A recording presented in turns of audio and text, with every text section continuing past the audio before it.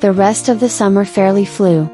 Chuck and Lenore moved into the house the girls once occupied, and Peter and Carrie moved into the house the guys once occupied. Both couples spent a lot of time cleaning and making the houses their homes. School? More school. Peter worked for microcomputing, and the other three went to school.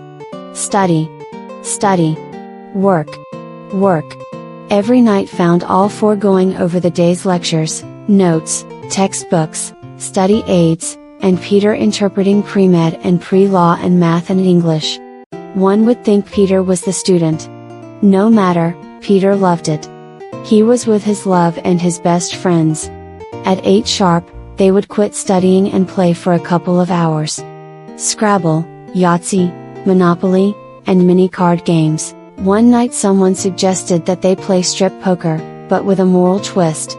They would keep score without taking anything off, boys against girls. The members of the winning team got their way with the losers, their spouse, in their bedroom that night. Well, the guys went out of their way to lose, without being too obvious about it. The girls were delighted. Needless to say, that the guys and the girls thoroughly enjoyed the game and the aftermath. The next morning found 2 wives making a special breakfast treat for their guys. The guys, they had exceptional smiles that day and the next. Then it was back to school. Their junior year and senior year passed quickly. Then the 3 graduated. All 3 graduated magna cum laude, highest honors. All 4 families were there to celebrate, the Johnsons, the Rogers, Mrs. Grader, Mrs. Swanson, and Peter. They all went and had dinner at the Grand Hotel and celebrated. Mr. Rogers offered a toast to the graduates, but all 3 stood up, and Lenore spoke, "We 3 are just average students. It has always been Peter who carried us through. Without his brain, I don't think we would be here this evening. Thank you, Pete. We owe you a lot." Peter blushed, "Nori, you saved my life. Carrie saved my sanity. Chuck, I owe you the most. If you hadn't thrown my glasses on the school roof that day when we were in the 6th grade, Nori would never have become my friend, and I probably would not be here today. I love you 3, and there is nothing I wouldn't do for you. But you did the work yourself. I only helped you comprehend a few tough concepts, the real work, you did. I toast your accomplishments. Congratulations." The 3 graduates, Peter, and their families drank the toast. Then Carrie kissed Peter and hugged him. "Thank you, darling. You make me feel like a real winner." Lenore kissed Chuck and then hugged Peter and kissed him too. "Thanks, Pete. You've been loyal all these years. I'm glad to have you as a friend." Chuck grabbed Peter's hand, a tear in his eye. "Pete, you're the greatest. Now we have another 4 years of books and hard work ahead of us. But, thanks for today." Mr. Rogers lifted his glass again. "Here's to TISC, another Peter Rogers enterprise. TISC finance tonight and the next 4 years. To TISC." Came the echo from all there that evening. That night Carrie and Peter decided to quit using birth control. What they didn't know was that Chuck and Lenore made the same decision. Peter and Carrie made love that night, and afterward, she rolled over and fell asleep. Peter was as happy as he had ever been. Lying there he whispered to the darkness, "Thank you. Now all I ask is a healthy baby. Good night, Lord, good night." One night Carrie was at the university library with Chuck. She had a research assignment in corporate law. Chuck had a research project in drug and herbal medicines. Peter and Lenore stayed home and played a little gin rummy. While they played, she stopped and regarded Peter. "Pete, do you remember what you told me when we danced at our high school senior prom? I told you that I love you. I still do. For some reason, I've been thinking. If things had been different if Chuck had not. Well, Pete, I love you too. Now, I know what you meant when you said you love Carrie and me. I love Chuck very much.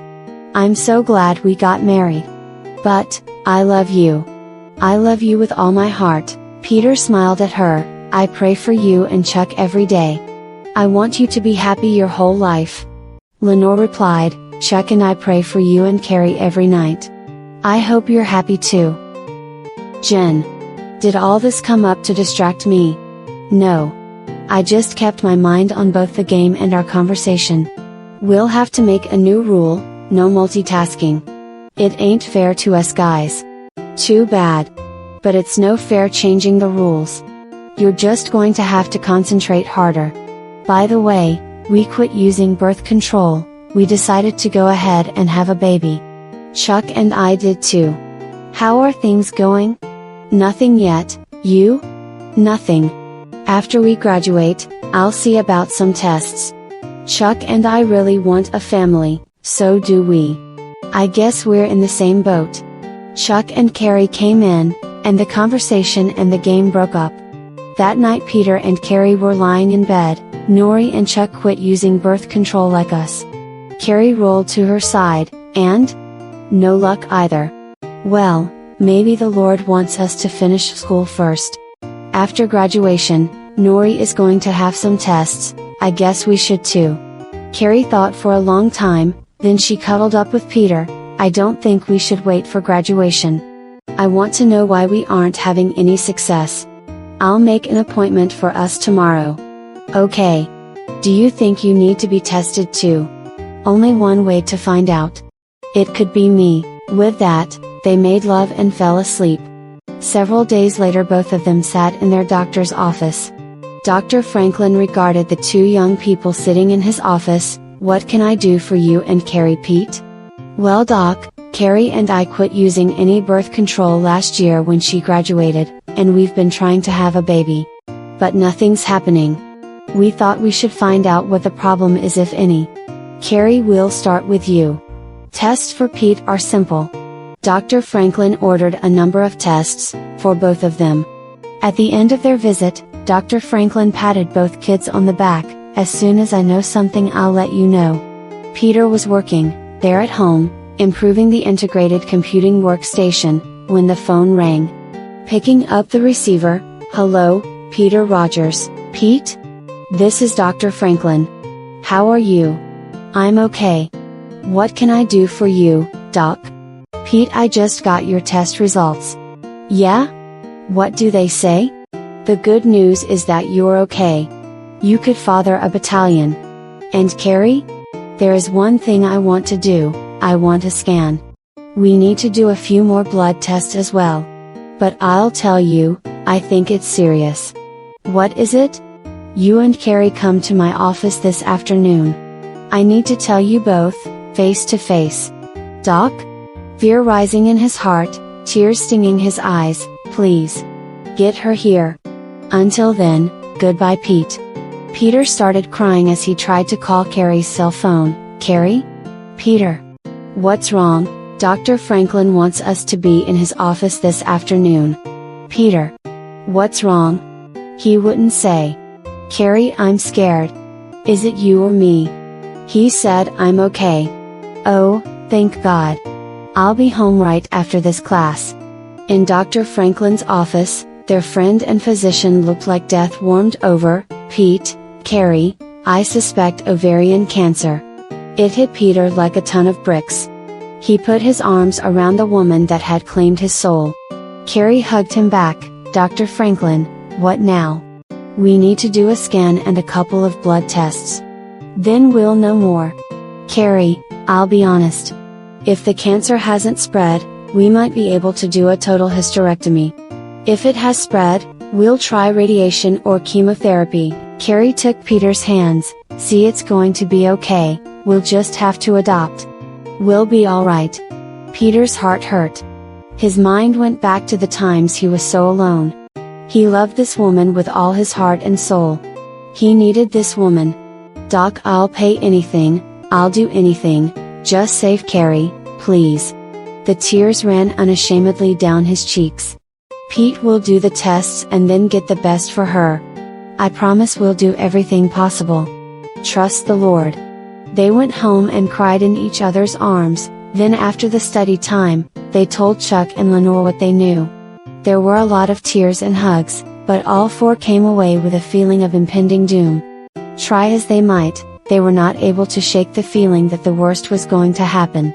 They continued to study and work while they waited for the final test results. Finally, one Friday afternoon, Dr. Franklin called again. "Pete, can you and Carrie come to my office right now? If you want to, you might bring Charlie and Nori, too. You will all want to hear what I have to tell you." Peter told Carrie what the doctor had said, and she agreed to ask Chuck and Lenore to go with them. When they told the Swansons, Lenore broke down bawling. But they agreed to go with them for moral support. Sitting in the doctor's office, they faced Dr. Franklin, fearing the worst and hoping for the best. "Guys, the cancer has spread throughout Carrie's body. I have consulted with the finest oncologists in the world, and they all agree that it would be best for Carrie to go on and enjoy what is left of her life and not operate or make her sick with radiation or chemotherapy." Peter broke down. "How long? I'm sorry, only about 6 months, barring divine intervention." Carrie decided to drop out of school and spend her last days with Peter. They decided to return to Hawaii and go camping. The young couple spent a week in the Pali and then 3 weeks in the Honolulu Hilton, taking in the sights and nightlife. Chuck and Lenore had stayed home to study. Too soon, it was time for them to return home. Peter still had his job with microcomputing to think about, and Carrie wanted to be with her mom and her friends until she could no longer make it out. Dr. Franklin was wrong. Carrie worsened in only 4 months and was bedridden after 5. She held on until near the end of the 7th month. Very often the victim knows when the Grim Reaper is drawing near, and Carrie knew. She asked her friends to come, and she spoke to each one. "Peter, I love you. Never forget that and never forget me, but find another to love and be happy. I'll see you in eternity." Her voice grew weaker. "Dr. Franklin, I know you did your best. Nori, Chuck, please take care of my Peter. He's going to need a lot of help after I'm gone. Peter, I wish we could have had a baby. I love you so much." Her voice trailed off, and she seemed to drift into a quiet sleep. Dr. Franklin checked and sadly nodded that she was gone. Peter just sat on the edge of the bed and wept bitterly. Everyone else cried with him. Carrie's mom came around and hugged Peter. "You were the best thing that ever happened to her, Peter. She loved you from that very first day back in high school. I knew she was special the moment she landed in my arms. Oh man, it hurts." Pastor Don officiated at her funeral, and Mr. Barnett sat with the 3 friends and prayed for them. Peter's dad was able to give the eulogy. Then Peter stood up and told the assembly how much she had meant to him, breaking down in tears several times, but he made it through. At the cemetery, Peter watched numbly as they placed her body in the ground. Then Mr. Barnett helped him to the car and let Chuck and Lenore see him home. Back at the houses, Lenore made up their guest room and Chuck brought over a few of Peter's things. "Pete, you stay with us as long as you have to. Until you can stay by yourself." It took several months before Peter could even enter his house. Everything there reminded him of Carrie and what he had lost. He went back to work for microcomputing, often working from sunup until 11 or 12 at night. Then he would take a sleeping pill and try to sleep. He moved himself to what had been their guest room and locked the door to their old bedroom. For almost a year, Peter never looked at her picture or entered their bedroom. Then one day, he opened the room and went in. He began to empty out her things, lovingly packing some away, tossing a few other things and setting some aside to see if Lenore would like to have them. Peter sang as he attended to the chore, happy that she had been such a wonderful part of his life as long as she was. He remembered the happy times, their first dance, their first kiss, their wedding and the first time they made love. He sat down on the bed they had shared and quietly wept. "Oh Carrie, if you can hear me, I still love you." The summer came when Chuck and Lenore had completed mid-school and were beginning their internship. Lenore had decided to become an obstetrician and gynecologist while Chuck had decided to enter family practice. One night the 3 of them were playing Scrabble when Lenore stopped. "Chuck." "Yes dear. Don't you think it's time for us to find out why I haven't gotten pregnant?" "Well, I guess I haven't brought it up because I was afraid it would be like Carrie. I guess we should. Pete, would you mind making an appointment with Dr. Franklin for us tomorrow? We both have the night shift." "Okay. Any particular time?"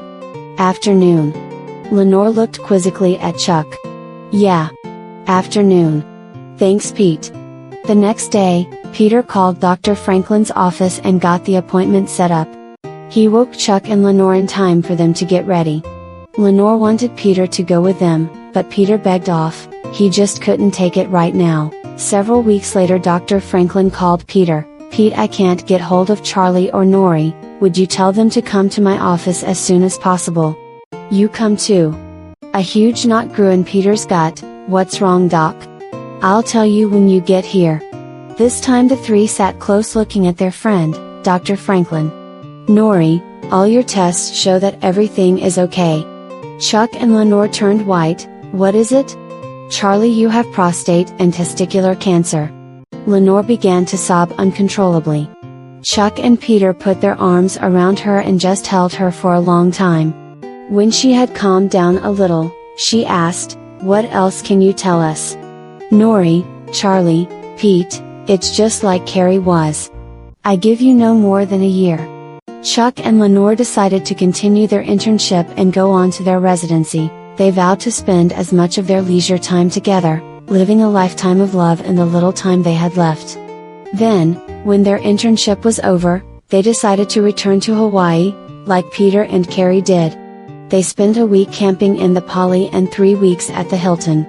After they returned, it took several months before Chuck needed to be doped up to kill the pain. He didn't go back to a residency, it was just too hard, and the drugs made clear thought difficult. Lenore didn't return to her residency so that she could spend the maximum amount of time with Chuck. Peter would work, and then he would spend time with the Swansons, playing, talking, reminiscing, and loving them. As Chuck grew worse, Peter began to sit up with him to give Lenore a break from the extreme emotional involvement. As time went on, Peter would hear Chuck moaning in his sleep and Lenore crying in another room. In the end, Chuck could hardly talk, but he turned to Peter. Pete, I'll tell Carrie you miss her. Please take care of Nori. I know you love her. Then he turned to Lenore, sweetheart, I love you. I'll be waiting for you and Pete. With that, he closed his eyes and seemed to be pain-free for the first time in weeks. Dr. Franklin checked him and nodded, indicating that he was gone. Lenore just sat on the edge of the bed and stared at the floor for a long time. Then she stood up and put her arms around Peter and began to sob uncontrollably.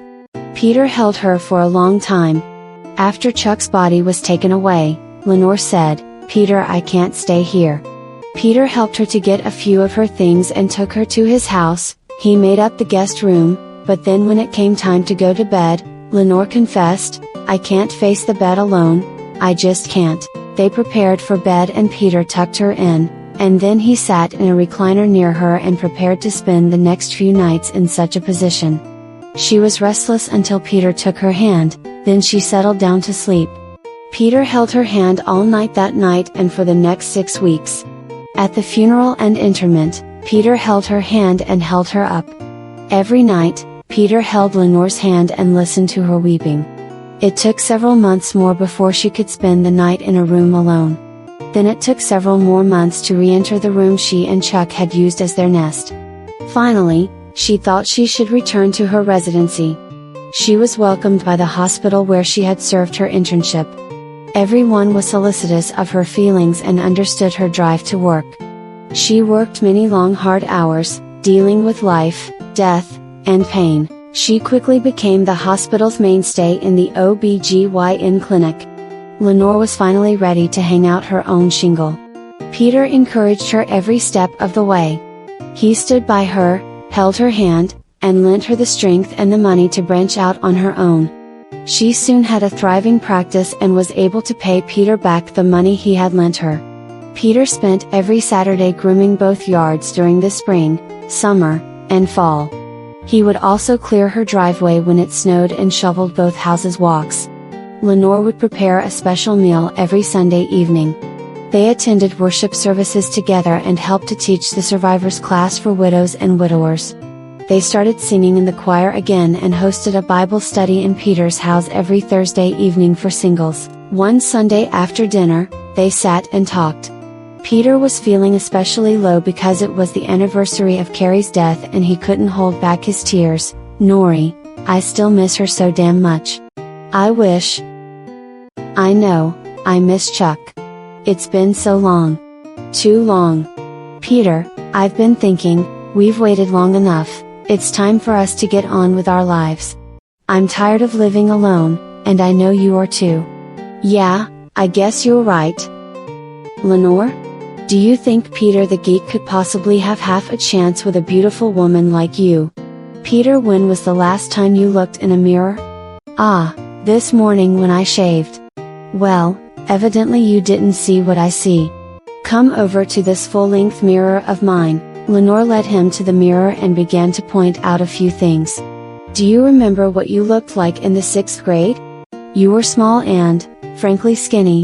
Your nose was too big for your face. You had, what looked like, buck teeth, and of course, those big thick glasses. Remember? Peter looked down at the floor and in a small, almost inaudible voice said, "How can I forget? I hated me." Peter, look in the mirror. What do you see? He looked up and quickly dropped his eyes again. I see Peter the Geek. Do you see a nose that's too big for your face? Ah, no. What about your teeth? They aren't buck teeth anymore, are they? Well, no. And what about your glasses? You don't have to wear those big thick glasses anymore, do you? No. Take off your shirt. Take off my shirt? Why? Just take off your shirt. And your t-shirt. Peter took off his shirt and t-shirt and stared into the mirror. So? Do you see any skinny kid? Well, not too skinny. Peter Rogers. 2 names? Yes, 2 names. Peter Rogers, you are a hunk. Look at that chest, those shoulders, those arms. Look at your abs. You are a hunk. But Lenore, I've never been. Peter Adam Rogers, you are a hunk. If I say you are a hunk, you are a hunk. Peter grinned shyly, if you say so. He was obviously embarrassed and pleased as well. As far as having a chance with me. I told you once that I loved you. And you told me you loved me. I think it's time for us to explore our relationship. Lenore led him to the sofa, and they sat. She moved very close to him and put her cheek on his bare chest, her blonde hair trailing over his shoulder. His senses went on alert. He put his arm around her, and she snuggled close. Peter. Tell me what you're feeling right now, please. He thought for a long time and then she spoke again. You don't want to tell me, do you? Just give me some time. I need to think it through. After another long pause, Peter finally spoke. When I was with Carrie, I was happier than I had ever been in my life. When she died, it was like someone had driven an ice-cold stake through my heart. But I never got numb, it was like a fresh stake every minute. The only time I had any peace was when I could lose myself in some project. Then when Chuck died, I was given a second stake, but this one was burning. And every day I got a fresh one of those too. But your wonderful words, your closeness, your head on my chest, you have pulled the stakes out. And I have some pain where they were, but I am at peace. But I'm afraid. I'm scared. Lenore straightened. Scared? What are you scared of? Lenore, I'm scared of losing your friendship. Something's different now, it's already started. What started? You haven't called me Pete all evening, you've called me Peter. That's because we are way beyond the mere friendship stage. I think we are beginning to experience a deeper relationship. Tears began to fall from his eyes. Lenore, I'm so scared, I don't ever want to do anything to lose you. Just relax, Peter darling. Everything will be okay, you'll see. You'll just have to marry me. Would that make a difference? Marry? Yes, Peter. Would you marry me? Yes, Peter. Great shaking sobs came out of him. Peter, why are you crying? I love you so very much. I never thought you would say yes. He stood up and reached into his pocket and pulled out a little black velvet box. He knelt before her and opened the box, revealing a diamond solitaire set and a platinum ring. Will you wear my ring? Peter, it's so beautiful. She pulled her old wedding engagement rings off, and he slipped his ring on her finger. I've had this ring for 6 months. I was just too scared to ask you. Scared you'd laugh. Who would want to marry Peter the geek? Oh Peter, I keep telling you, you're not a geek. I love you. This has to be a dream. I'm in bed, you're not here, and I'm dreaming. I'll wake up to go to school and have Chuck beat me up again. No Peter. This is real. We're going to be married. How could something so wonderful happen to Peter the geek? I told you Peter, you're not a geek. You're a wonderful man, smart, hunky, gentle, warm and loving. I love you Peter Rogers. Uh-oh, 2 names, again. This is getting serious. Do you want to know how serious it is? Peter Adam Rogers, Jr. It's 4 names serious. They both laughed. He took her in his arms and kissed her very gently. I love you. After a while Peter said, I'll see you in the morning. He stood and picked up his shirt and t-shirt and started to put them on. She stood and put her arms around him. Please don't put them on. She nestled her head against his chest. He stopped, but, I have to get home, and it's a little cold.